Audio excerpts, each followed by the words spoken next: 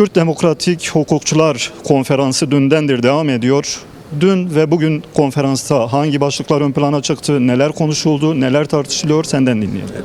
Şimdi öncelikle şunu belirtmek gerekiyor. Yani bu konferans sürecinden önce bu konferansı ortaya çıkaran koşullara biraz değinme gereği hissediyoruz.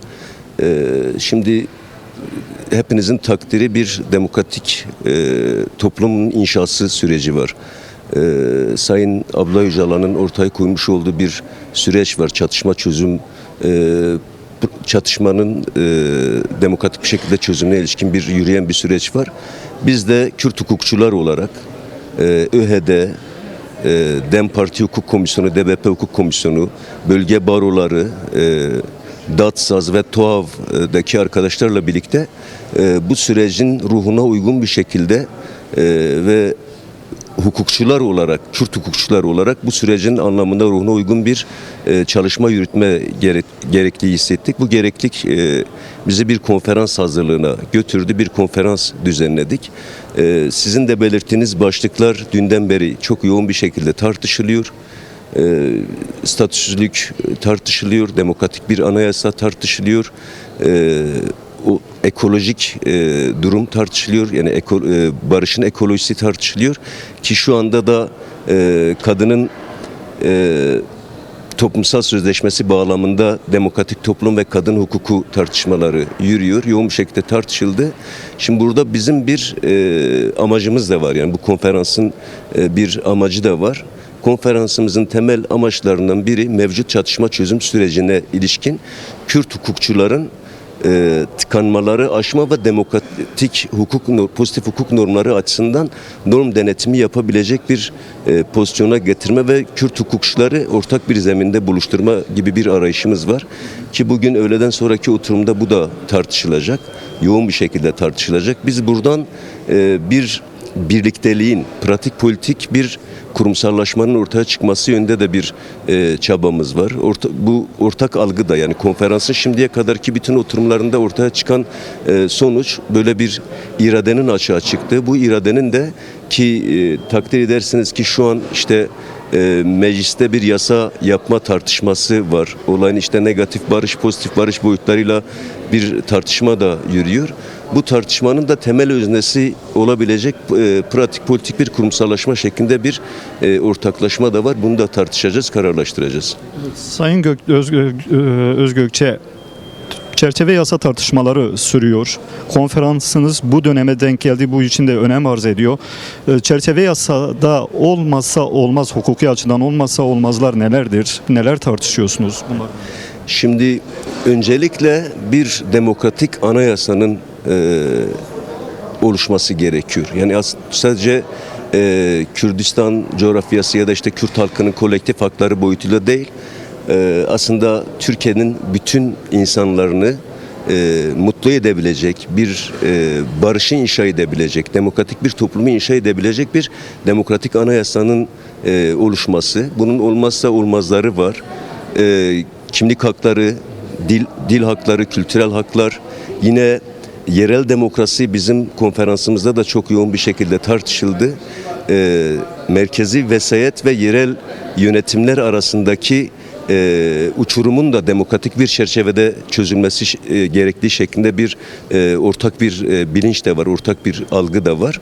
Yine biz sadece insanın insanla barışını inşa edecek bir anayasa değil, toplumun doğayla da yaşamın bütünüyle de bir barışını sağlayacak çerçevede bir anayasa ihtiyacı olduğunu hissediyoruz.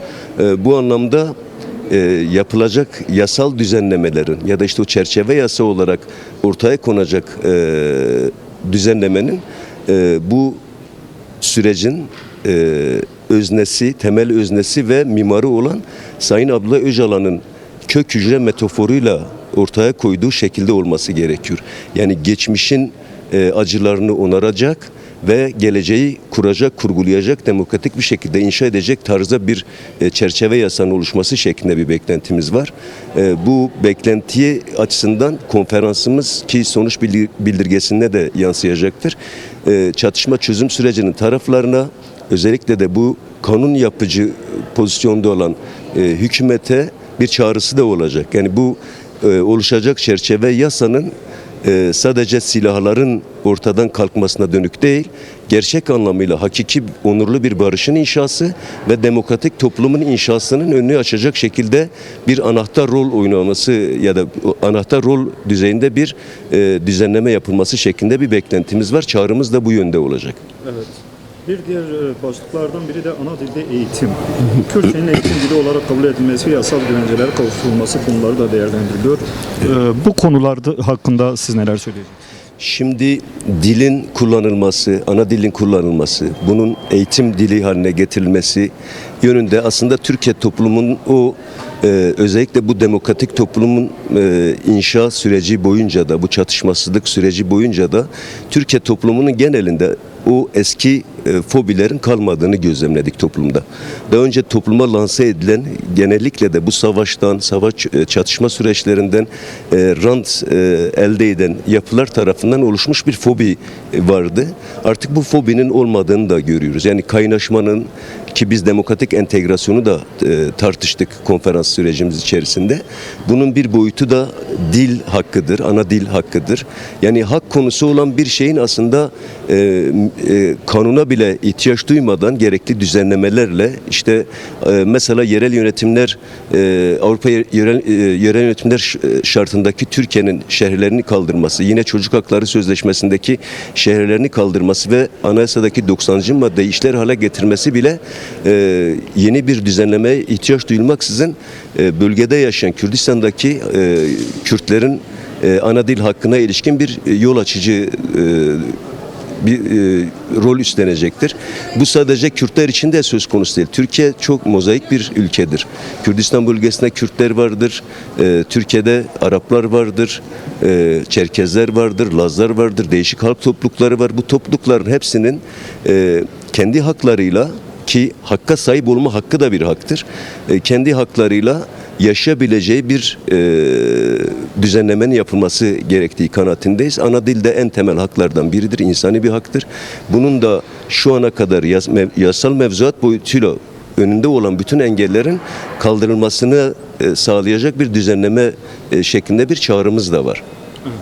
Evet. Konuşulan konularda öne çıkan, eksik bulunan, hukuki açıdan eksik görülen, tamamlanması gereken neler konuşuluyor? Ne tür öneriler ön plana çıkıyor? Biraz ondan bahsedebilir miyiz? Şimdi dikkat ederseniz ki şimdi şunu da belirtelim. Yani sadece kanun yapmakla da olmayacak. Biz bunu da biliyoruz.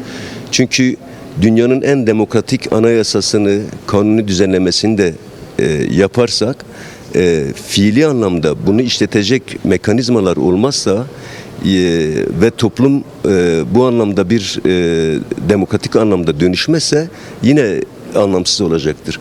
Biz konferans süreci içerisinde tartıştık. Mesela anayasa tartışıldı. TMK, mevcut olan TMK tartışıldı. Yine yerel yönetimler yasası tartışıldı. Kayyum hukuku tartışıldı. Yine doğa talanı tartışıldı. Şimdi şöyle bir hakikat de var. Yani bunu aslında Türkiye'deki bütün kamuoyu biliyor.